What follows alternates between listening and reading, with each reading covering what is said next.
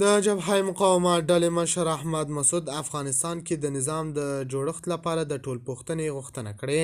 احمد مسعود د نړیوال ټولنې څخه غوښتنه کړې او په روسیه کې یوه غونډه کې هم ګډون کړی دی او وینا یې کړې چې دغه ګډون د دغې غونډې مشر به احمد مسعود وي. د خرابات ټي وي چینل درنو لیدونکو سلام، ستړي مشئ، وخت مو بخیر. هیله لرم چې جوړ او روغ به یې. په سر کې یادونه کوم که خرابات ټي وي چینل مو نوي سبسکرایب کړی، په درنښت سره خرابات ټي وي چینل سبسکرایب کړئ. د ملي مقاومت په نامه د ټولوالي مشر احمد مسعود په افغانستان کې د نظام د جوړښت لپاره د ټولپوښتنې غوښتنه کړې. نوموړي دغه څرګندونې په مسکو کې یو ناستې ته کړې دي. د طالبانو حکومت په دې اړه څه نه وایي. د افغانستان د تیر او راتلونکي ترمنځ په نامه غونډه نن د عدلي روسیې ګوند په کوربتوب جوړه شوې ده.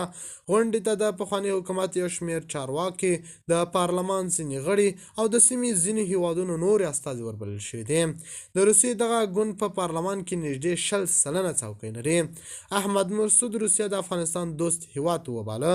موږ د نړۍ په یو مهم او د افغانستان یو دوست هیواد په پلازمینه مسکو کې راغونډ شوي یو چې د افغانستان د ستونزو په اړه په خپل منځ مخاطبانو او د سیمې له دوستانو سره مطرح کړو.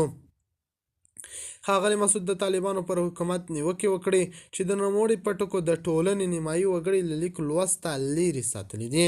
هغه په افغانستان کې د ټاکنو او د خلکو د رایو پر بنسټ د حکومت د جوړولو غوښتنه وکړه او وایي په افغانستان کې باید داسې حکومت جوړ شي چې هیڅوک له قانون پورته نه وي.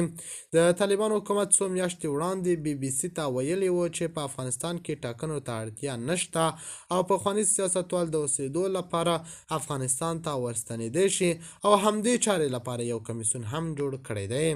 د خرابات ټي وي چینل درنو لیدونکو دا و زموږ ته د مهال چمتو کړی خبر. د الله په امان تر بیا خیر چرې.